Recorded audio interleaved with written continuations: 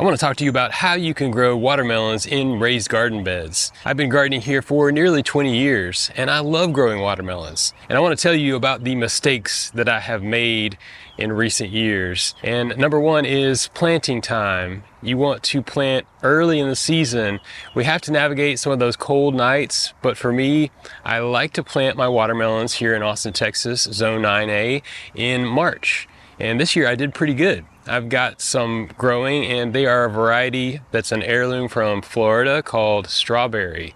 These are said to, do really well with high humidity, which we are certainly getting into that at this point in the season.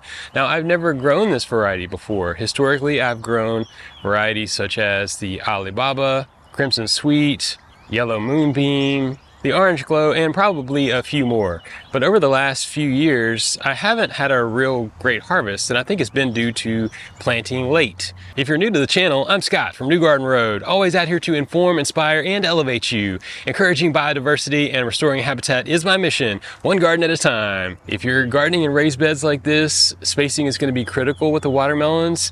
I take a square foot gardening approach to the spacing, and I like to give them 4 square feet.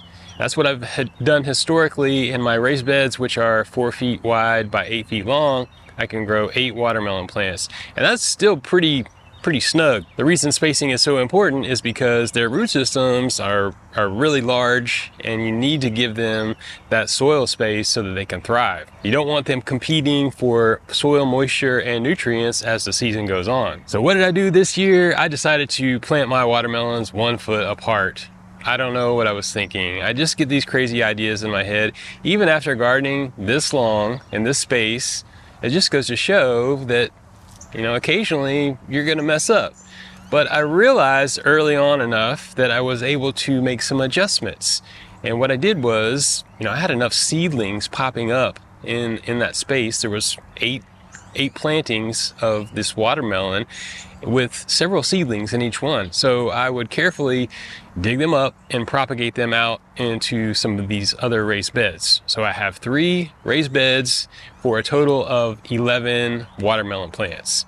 So I'm really excited about this. I'm already starting to see some good healthy vines forming, some flowers setting up. That said, in Central Texas, we get a little bit of an illusion this time of year. Things are looking fairly good. We're getting a little bit of rain. The temperatures, may be nominal. This season has been pretty good. But once we turn to a really high heat mode and if we start to get drier, that can interfere with the pollination and fruit set of watermelons. So again, it goes back to, starting early, and you can set the stage for optimal growth with that and with adequate soil preparation. I'm adding a really nice compost, the Happy Frog soil conditioner, and I'm also adding an organic fertilizer. I did start off with one that's higher in nitrogen, but not by much. It's a 624 from MicroLife. And in subsequent feedings, what I've done is a drench fertilizer, and I like the Neptune's Harvest. Shout out to Neptune's Harvest for sending me their products over the last few years. I really love this product. It's a family-owned business. This is a byproduct of Dock Fresh fish that they are cold processing and taking those nutrients, and you can feed your plants like the watermelons here, which really appreciate a little bit more phosphorus as they start to flower and set fruit. And the Neptune's Harvest fish fertilizer is a 2-4-1. So I'll give them a drench of that at least once every 2 weeks, maybe every week if I'm really on top of it. And I want them to get off to a fast start. Along with that timing and setting the stage with the soil, you want them to grow vigorously, unimpeded, and you want those fruit to set up rapidly and just, get ready as fast as you can. So this is the stage of optimal growth, which I allude to. And that's what I hope to achieve each season as I grow these watermelons. And another key ingredient in growing your watermelons in raised beds like this is mulch. Whether you're using dried leaves or pine straw mulch, pine needles like I use in my garden. I get those at the Natural Gardener in Southwest Austin down in Oak Hill. Make sure you check them out if you're in the area. A great source for pine straw mulch. You get it in a big bale. You want to layer that thick on your raised bed. You have to time it out, before those vines start to grow out. they will, really interfere with your ability to put the mulch in place. So you have to get it in there from the get-go. And what I like to do is, I'll prepare my soil, I'll put down my pine straw mulch, and then I'll go in there. Mind you, this is with proper spacing. I'm going to visualize, and measure where I want these watermelon plants to grow, and I'll pull apart that mulch, whatever mulch you choose, and I'll create a space where I have soil access. I'll plant my seeds. I'll keep them evenly moist until they germinate, and then I'm all set. Don't underestimate the value of mulch. This can help to conserve moisture, and the microbes in your soil will be happier because they've got that layer of protection there. And it will also keep weeds from coming in and setting up shop and competing with your plants potentially, or just, maybe being a nuisance. And another really important thing that mulch provides for us is a barrier between soil-borne diseases and your plants.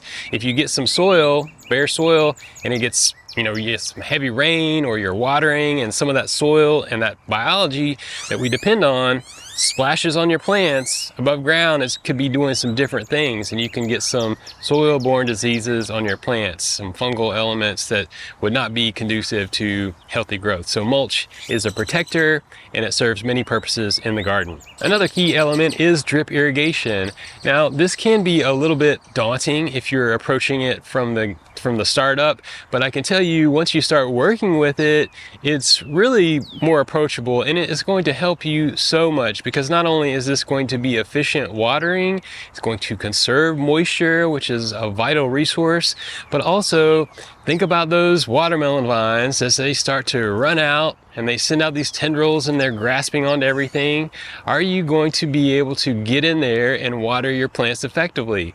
And just like what I mentioned with soil-borne disease transmission, watering the leaves of your watermelon plants directly is not a great idea. You want to water the soil. You want that soil to go in slow and deep, and then you want to ideally water less frequently, so the top of that soil has a chance to dry out a bit, and the lower portions of that soil, which contain all those huge root systems of the watermelon's plant, will have access for those plants and those fruits to develop with the moisture.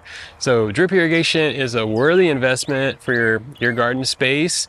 You should get started on it, and I've got some videos that I'm going to bring to you coming up in the season about how I'm automating my drip irrigation system, so make sure you check that out. And I'm hoping to save seeds from some of these watermelons this season. Seed saving is one of my big passions. I think it's a great gateway to food sovereignty, and it can help really save some money, because not only do you not have to buy seeds, but as you cultivate your plants from saved seeds, if you are careful, you can start to develop something that's better adapted to your climate, which would require less inputs, less controls, and grow better for you. So this year, growing the strawberry watermelon, that's the only variety I'm growing, right? Because I don't want to grow others which could potentially cross. Now, are there folks in my neighborhood gardening, growing watermelons that might potentially cross with this variety? Maybe. I don't know for sure, but I know that there's no gardeners, really close to me, or at least I think there aren't.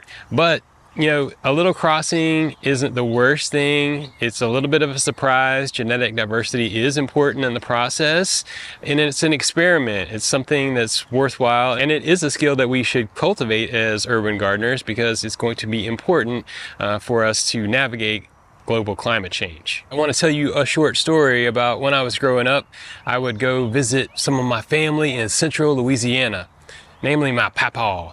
And he was a farmer. He had a lot of peach trees, and he would grow some watermelons in the summer. We would drive down from North Carolina to central Louisiana, around Pineville specifically. And when we would arrive, we would be welcomed with some ice cold watermelons. They would be in this reach-in cooler.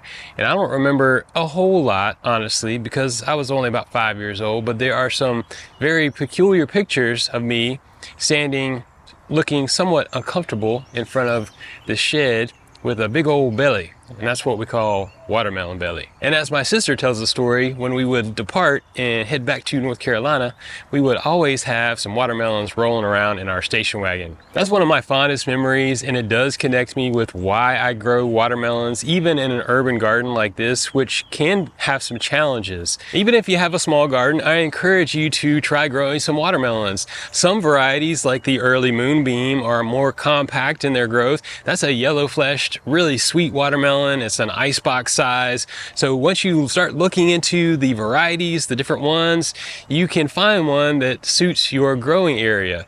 And before you know it, you could have some of these juicy gems coming along. It's going to be a long, hot summer. Try not to eat too much, make some memories. Now check out more awesome gardening videos on my channel. Make sure you like this video and follow New Garden Road for weekly content. You can grow your own food.